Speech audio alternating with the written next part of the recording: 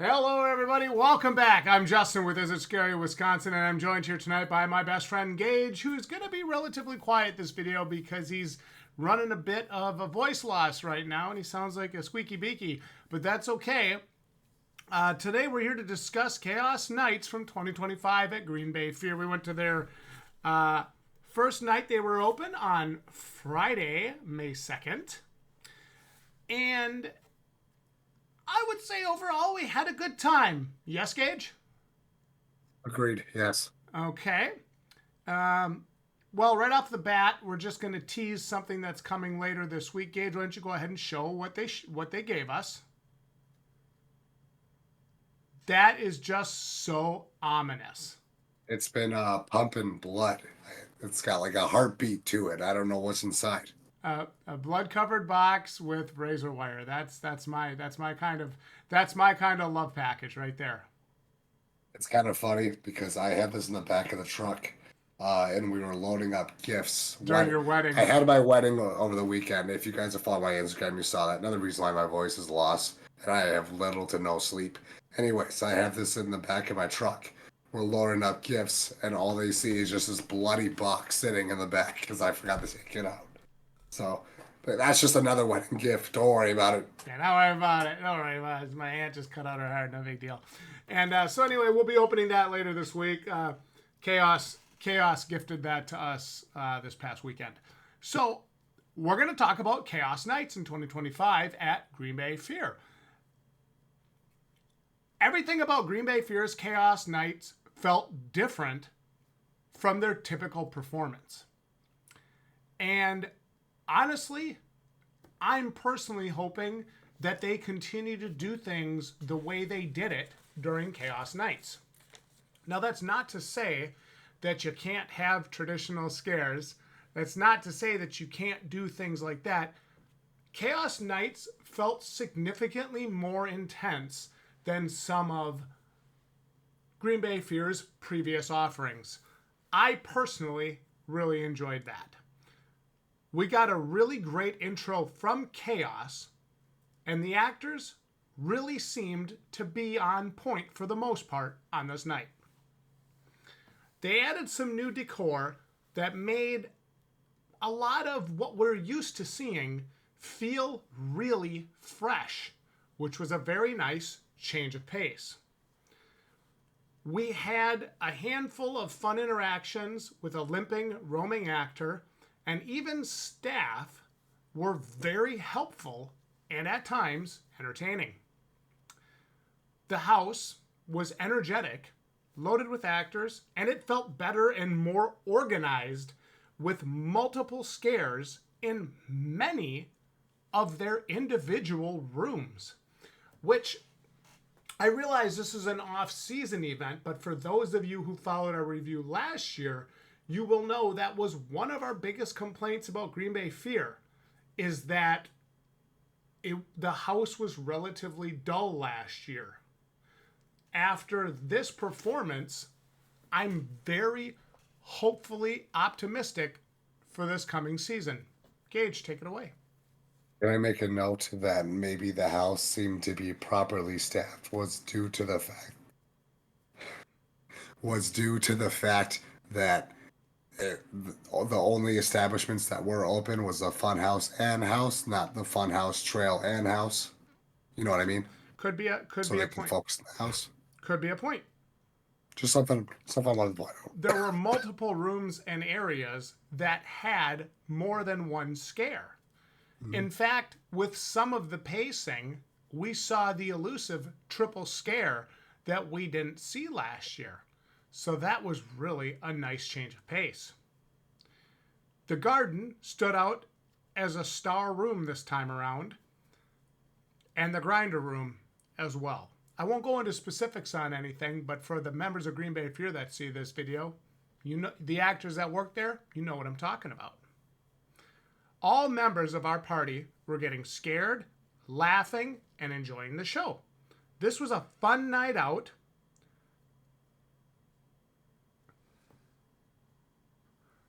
This was a fun night out for sure, with a lot of memorable moments. You'd think I could read my own handwriting. Apparently not.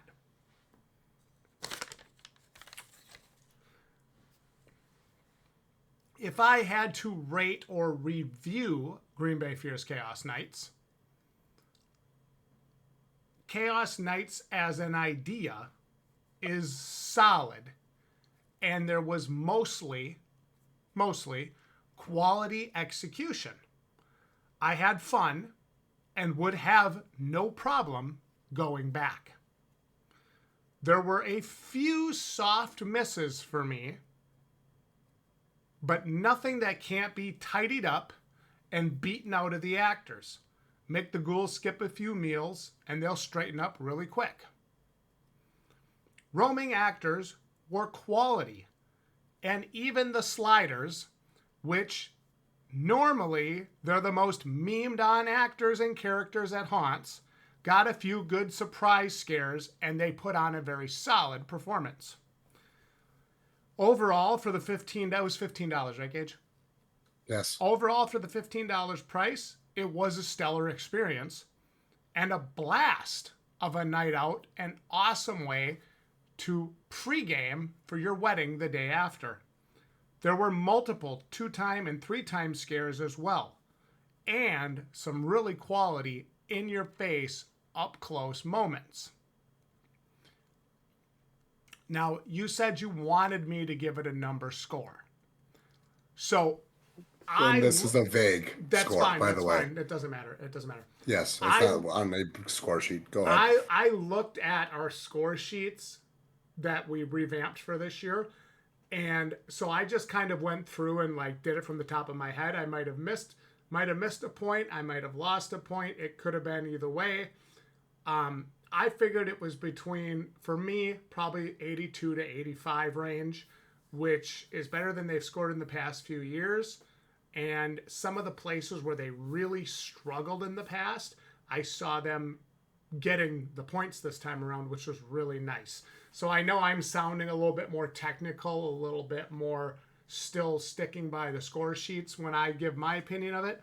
I still had a really fun time and everybody was enjoying themselves.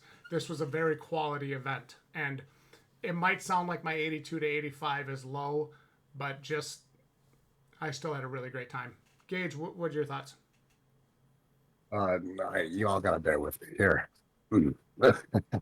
So I'm not gonna get any kind of spoiler territory. I'm gonna do my best to stay away from it, but I do want to make some points. So, starting off again, the scenery is it does capture what you think would be chaos. What the changes they made to it than they normally would have. It really, like I said, it's the embodiment of chaos. The funhouse, it's the same. However, it was an improvement from last year. Justin and I went through separately. We had 2 different groups that we were with. We had a big group of people, or wedding party of a sort. And I went through it. He went through it. We had no complaints about it, so I can only assume that they fixed and cleaned up what they had from last year. It was probably a one-off thing that happened last year. Yeah, exactly. It was a one-off thing, but the thing is that happened. That's just so happened to be the day that we were reviewing. Moving on, going into the house, the house was intense. All right, it really was chaos.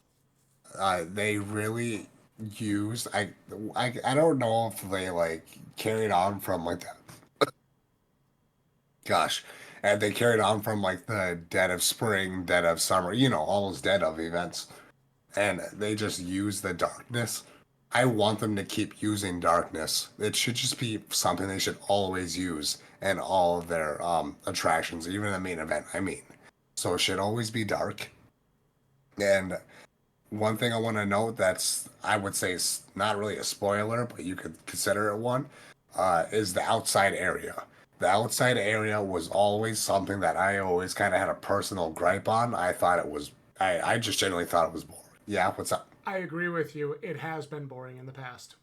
Yeah, it was always boring to me. I never cared about the outside. As soon as I got to the outside, I'm like, all right, when are we going to get back inside? Excuse me. And what made that change is, again, not really spoilers, but you get the point. They added blinking lights. And these blinking lights disorientate you to the point to where it's a sensory overload because they have multiple chains anyways going on out there. And it's sensory overload and something I would really recommend for you guys to check out next weekend coming up. Uh, Other than that, hey, they did a great job with any kind of open areas to kind of bring it into a tighter space with more cloth work and dimmer lights. Makes the place feel a lot more compact than it really is a wider room in most of those most of the house's rooms. If I have to give it a score, now note I did not go through a review sheet in my head. It was kind of purely personal. So kind of like how we used to review haunts before we got a system, right? Correct. Yes, it was more of a personal opinion, and that's what I usually do with these off-season events. Speaking of which, I would give it a high 80 to very maximum. Sorry, 90. I would. I'm struggling, brother. That's This is okay. the most I ever talked all day. It's all right. But yeah, I would give it a high 90, and I really enjoyed myself. Yeah. Yeah, I think that was kind of the vibe, even from the people in the group who maybe aren't like totally completely in love with haunted houses. The vibe was really positive and spectacular, and that is nice to see. It is nice to have that kind of experience when you go out. And again, the value was really there, right? It was good scares, it was intense scares. They made good changes. They made good additions, nice updates, kind of added some things, tweaked a few things in some of the rooms in some of the different areas. And that was it was, like I said, it was really welcome. The fog in the funhouse felt thicker, things like that, that really just gave it more of that kind of wild, chaotic feeling. And those are all things that I can appreciate as a reviewer and as a haunt enthusiast as well. And Gage, I know you're on the same page as I am. But at the end of the day, I mean, if you guys are looking for something horror theme fun to do coming up here in May, we both highly recommend Chaos Nights at Green Bay Fear. They got one more weekend coming up this next weekend on Friday and Saturday. And we just wanted to come on, give our take on it, give our thoughts on it. We weren't really going to do a traditional review, which, is what it is. But we wanted to at least give our thoughts on it, get this over to Green Bay Fear so you guys can see it. And of course, to anybody wondering if they should go, you absolutely should. Gage, at the end of the day, there's one thing that the viewers want to know.